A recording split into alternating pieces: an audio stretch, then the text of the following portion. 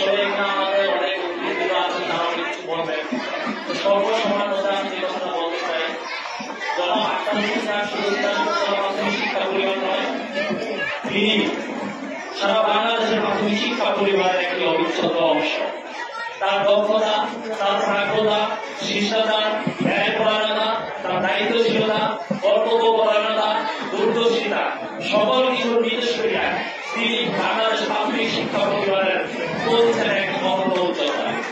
জনাব আক্তার হোসেন শুধু একটি নাম নয়, জনাব আক্তার হোসেন প্রাথমিক শিক্ষা পরিবারের একজন আদর্শ। তিনি প্রাথমিক শিক্ষা পরিবারের অবদান, তিনি তিতাস উপজেলার প্রাথমিক শিক্ষা ঐক্যের চিরস্থায়ী ছিলেন।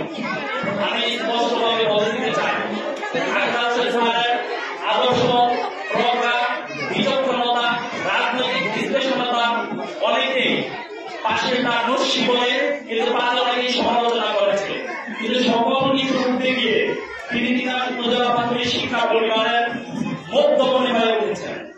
তাই আমি অনেক সময় তাকে দেখে মনে হয় রবীন্দ্রনাথের ভাষায় বলতে, তুমি কেমন করে গান করো হে ঘুরি, আমি কেবল অবাক হয়ে শুনি। আক্তার স্যার শুধু একজন শিক্ষক নন, তিনি একজন পথ প্রদর্শক, তিনি আমাদের আদর্শ, তিনি আমাদের অনুপ্রেরণার উৎস। তিনি দীর্ঘদিন শিক্ষক নেতৃত্বে ছিলেন। তার নেতৃত্ব কেমন ছিল অনেকে হয়তো তাদেরকে বিভিন্ন করবেন, শুধু আমি এতটুকু বলতে চাই, জনাব আক্তার হোসেন স্যারকে যে কোনো সময় প্রাথমিক শিক্ষা পরিবারের যে কোনো প্রয়োজন তুলে ক্রান্তিকালের সংকটে যে কোনো সময় তাকে ডাকা হয়েছে। তিনি হাফ প্যান্ট পরা না, ফুল প্যান্ট পরা, শার্ট পরা না, গেঞ্জি পরা ওইদিকে তিনি টাকা নেয়। তিনি শিক্ষকের ডাকে সাড়া দিয়ে তাদের সমস্যার সমাধানের জন্য তিনি পৌঁছে গিয়েছেন। এই আক্তার হোসেন সরকার বাংলাদেশ প্রাথমিক শিক্ষা পরিবারের যেখানে স্পর্শ করেছেন সেখানেই সফলতার ছোঁয়া পেয়েছেন। তিনি আমাদেরকে শিখিয়েছেন তার যে আদর্শতা, তার যে নৈতিকতা, তার যে মানবিক মূল্যবোধে তিনি আমাদেরকে তার এই পথ চলা আমাদের আগামী পথের পাতা হয়ে থাকবে। তিনি আমাদেরকে শিখিয়েছেন মরা ঝঞ্ঝার মতো উদ্দাম, মরা জন্মার মতো চঞ্চল, মরা বিধাতার মতো নির্ভয়, মরা প্রকৃতির মতো সঞ্চয়, আকাশের মতো বাধাহীন, মরা বেদু সঞ্চার বেদুইন, বন্ধনহীন জন্মসাথী, চিত্তমুক্ত সতত।